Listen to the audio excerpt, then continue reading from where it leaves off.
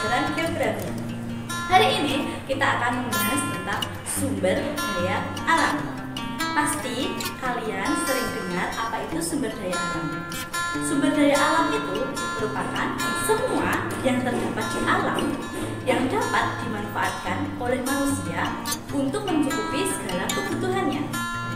Jenis-jenis sumber daya alam. Sumber daya alam dibagi menjadi dua. Ada sumber daya alam hayati atau biotik, ada yang kedua sumber daya alam non-hayati atau abiotik. Sumber daya alam hayati berasal dari semua makhluk hidup. Ada hewan, tumbuhan, dan lain sebagainya. Sedangkan sumber daya non-hayati atau abiotik itu berarti selain dari makhluk hidup. Yang pertama, sumber daya alam berdasarkan sifatnya. Ada sumber daya alam yang tidak dapat diperbarui dan sumber daya alam yang dapat diperbarui. Sumber daya alam yang dapat diperbarui adalah sumber daya yang dapat tersedia kembali dalam waktu yang cepat sehingga tidak dapat habis. Contohnya ada hewan, tumbuhan, air, tanah, dan energi matahari. Kedua, sumber daya alam yang tidak dapat diperbarui adalah sumber daya yang berasal dari alam dalam jumlah terbatas sehingga bila digunakan secara terus-menerus akan habis atau punah. Contohnya barang-barang tambang seperti logam, batu bara, dan minyak bumi. Jenis sumber daya alam berdasarkan tujuannya. 1. Sumber daya materi. Sumber daya materi merupakan sumber daya alam yang berbentuk benda mati. Sumber daya alam ini dimanfaatkan bentuk fisiknya, contohnya emas, besi, tembaga, nikel, garam, fosfat, dan marmer. Yang kedua, sumber daya hayati.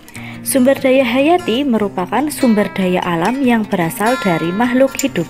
Sumber daya alam yang berasal dari tumbuhan disebut sumber daya nabati. Sumber daya alam yang berasal dari hewan disebut sumber daya hewani.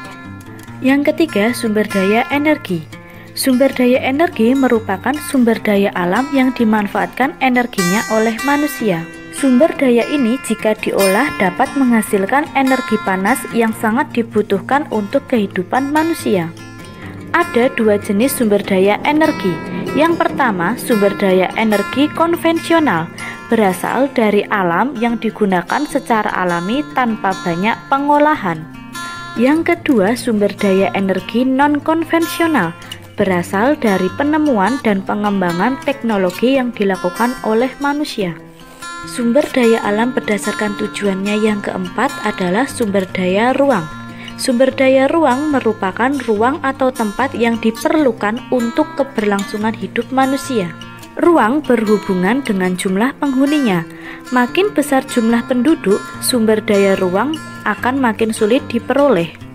Selanjutnya kita akan membahas tentang potensi dan sebaran sumber daya alam di Indonesia. Berdasarkan kondisi geologisnya, Indonesia berada di jalur cincin api. Jalur ini dilalui oleh berbagai batas lempeng dan memiliki banyak gunung api. Jadi kondisi ini menyebabkan potensi dan persebaran sumber daya alam di Indonesia sangat beragam. Setiap wilayah di Indonesia memiliki karakteristik alam yang berbeda. Beberapa faktor yang mempengaruhinya adalah morfologi, iklim, dan kondisi geografis. Berikut merupakan potensi dan persebaran sumber daya alam di Indonesia. Yang pertama, sumber daya kehutanan. Hutan merupakan suatu wilayah yang menjadi tempat tumbuhnya segala jenis flora, serta habitat bagi segala jenis fauna. Hutan terdiri atas 3 bagian utama, yaitu bagian atas, bagian permukaan tanah, dan bagian bawah tanah. Bagian atas hutan terdapat dedaunan pohon yang tumbuh lebat sebagai kanopi alami.